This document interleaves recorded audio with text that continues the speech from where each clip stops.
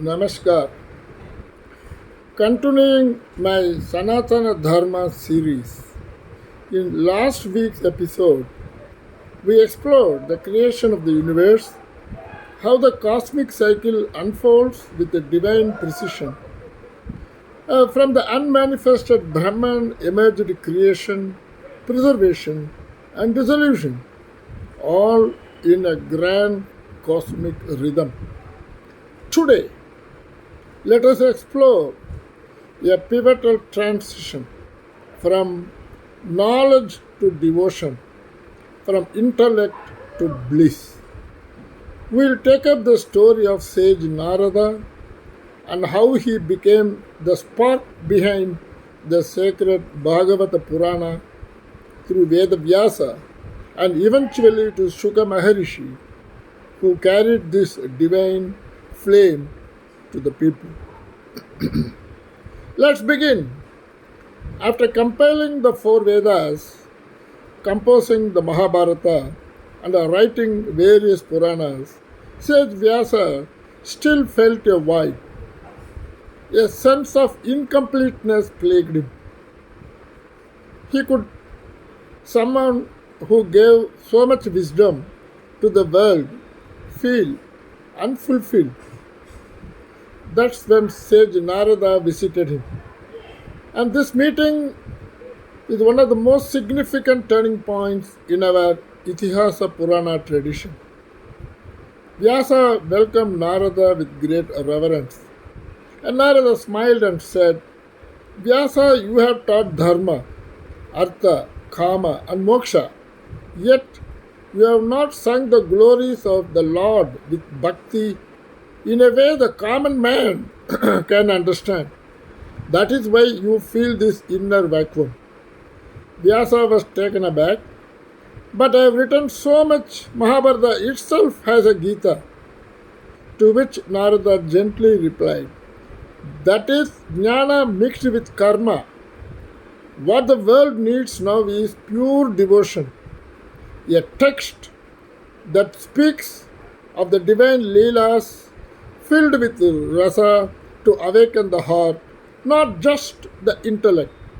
And thus, at Narada's behest, Vyasa wrote the Bhagavata Purana, placing bhakti at the heart of Sanatana Dharma.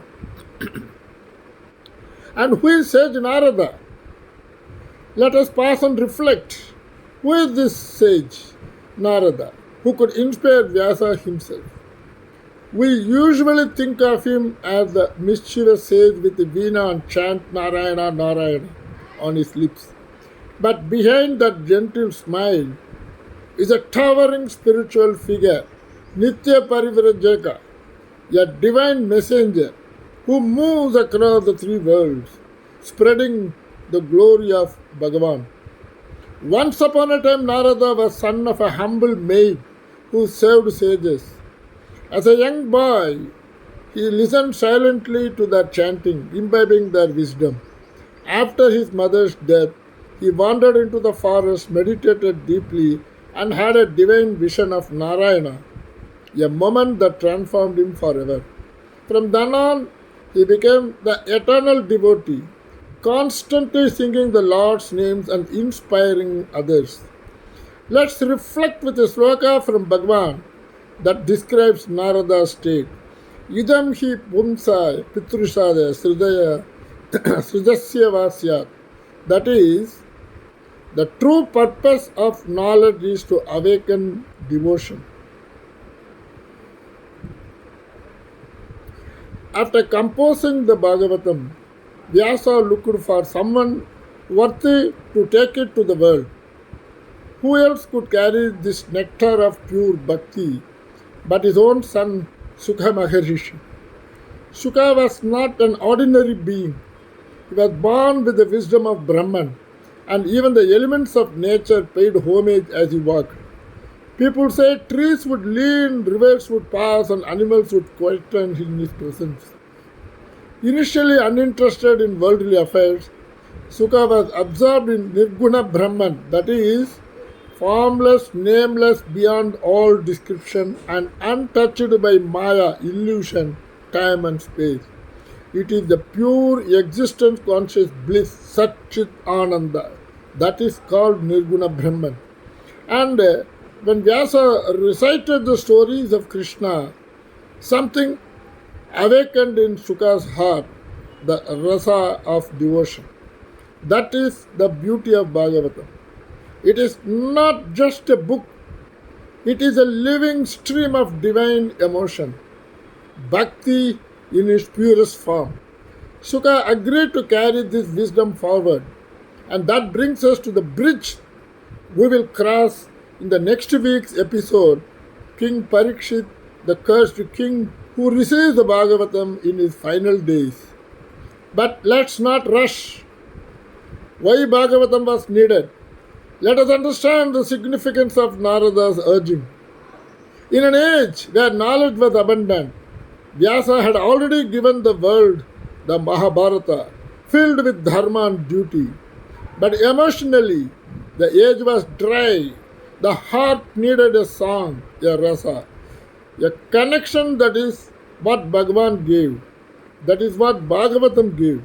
It is not just a text, it is Krishna himself in literary form. Bhakti yogam adhokshaje logasya ajanata vidhyam sachakre satvada samhitam. That is, to those ignorant of divine truth, the path of Bhakti Yoga was shown through the Bhagavata's wisdom. And what does this teach the modern generation? Now let us ponder what is the message from Sage Narada's life for all of us today. Today's world is drowning in information but thirsting for connection. Narada reminds us true wisdom melts the heart. Without bhakti, knowledge is hollow. And Narada never stayed still. He moved across the world not to debate, but to uplift souls. In a digital age, when we can reach others in seconds, let us ask, are we spreading wisdom or noise? And Narada did not write Bhagavatam himself.